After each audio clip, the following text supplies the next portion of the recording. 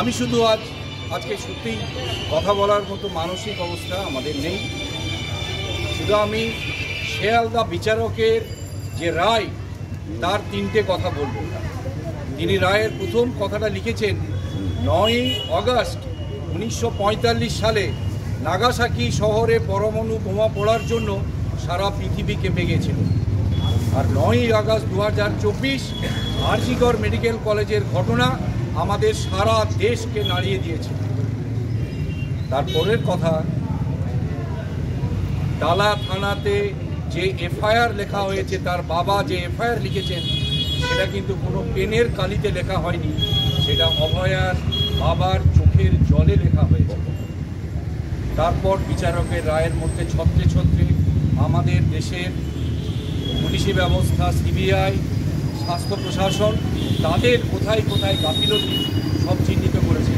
তাই আমরা মনে করি নৃশংস হত্যার যন্ত্রণা আমাদের যতটা কষ্ট দিয়েছে তার থেকেও অনেক বেশি কষ্ট আমাদের দিচ্ছে এ দেশের ব্যবস্থা। যারা ন্যায় বিচারের জন্য আমাদের রাস্তায় যেতে হচ্ছে, তার নির্যাতিতার বাবা মাকে দরজায় দরজায় ঘুরতে হচ্ছে।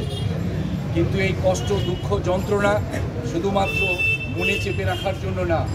আমরা তাই মনে করি আমরা যারা প্রতিবাদের আন্দোলনে আছি, আমাদের রাস্তায় থাকতে হবে যতদিন না আমরা এই ন্যায় বিচার, এবং এই ন্যায় বিচার শুধুমাত্র অভয়ার ওই কোর্টের বিচারে শেষ হবে না, যতদিন না আমাদের সমাজে ঘটে চলা আরও অনেকগুলি অন্যায় অবিচারের আমরা ন্যায় বিচার শেষ করতে পারবো।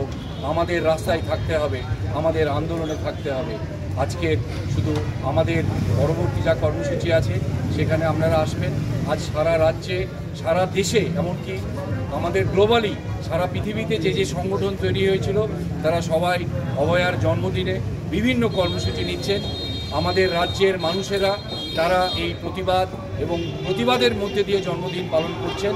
বিকেলে 7 মাসে পা দিল তিলোত্তমার মৃত্যু, আজকে 9ই ফেব্রুয়ারি, আজকের দিনে এই মৌন মিছিল কি ব্যাপারে, কেন ডাক দেওয়া হলো? 9ই আগস্ট 2024 আরজিকর মেডিকেল কলেজে নৃশংসভাবে অভয়াকে হত্যা করা হয়েছে। আজ তার 6 মাস পূর্ণ হচ্ছে এবং আজ 9ই ফেব্রুয়ারি তার জন্মদিন। আজকে আমরা মনে করছি বাংলার মেয়ের জন্মদিন, আমাদের মেয়ের জন্মদিন। আমরা সেই জন্মদিন প্রতিবাদের মধ্যে দিয়ে আমরা পালন করছি এবং আমরা আজকে সোদপুরের নাটাগড়ের বাড়ি থেকে আমরা সোদপুর মোড় অব্দি এসেছি মিছিল সকালে। এরপর স্বাস্থ্য পরীক্ষা শিবির হবে, বিকেলে 3টে থেকে 5টা অবধি আমাদের কলেজ স্কোয়ার থেকে মিছিল আছে। তারপর আরজিকর মেডিকেল কলেজে আমরা জন্মদিন পালন করব। এর সাথে সাথে সারা রাজ্যে অনেকগুলি জায়গায় কর্মসূচি হবে এবং সারা রাজ্যের মানুষ আজকে প্রতিবাদ কর্মসূচিতে মিলিত হবেন বিভিন্নভাবে।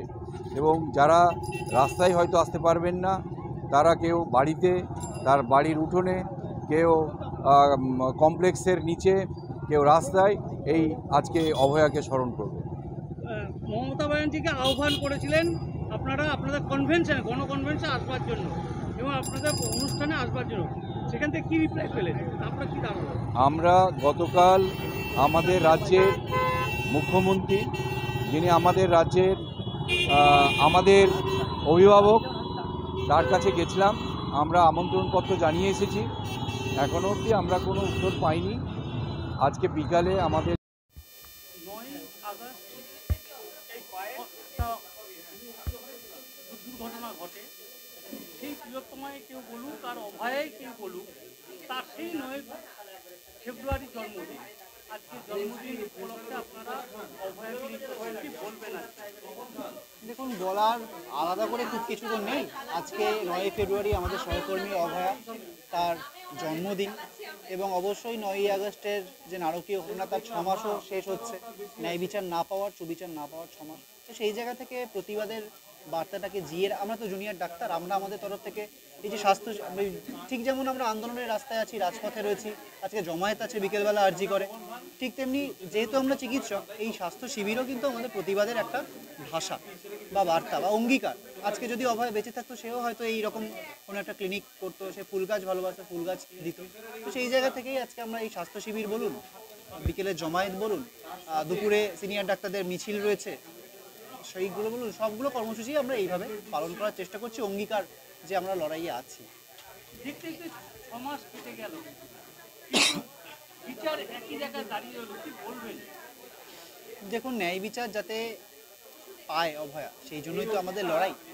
দেশের আইন ব্যবস্থা প্রতি আমাদের ভরসা আছে, কিন্তু আইন ব্যবস্থা যারা সামলান তাদেরকেও এই ব্যাপারটা মাথায় রাখতে হবে যে এমন কোনো জিনিস যাতে না হয়, যাতে সাধারণ মানুষের যে বিশ্বাস আইন ব্যবস্থার, দেখুন পুলিশ, সিবিআই, এদের প্রতি ভরসা তো অলরেডি আমাদের 24 ঘন্টা ইন্ডিয়া টিভি, সর্বদা সবার পাশে, সবার মাঝে।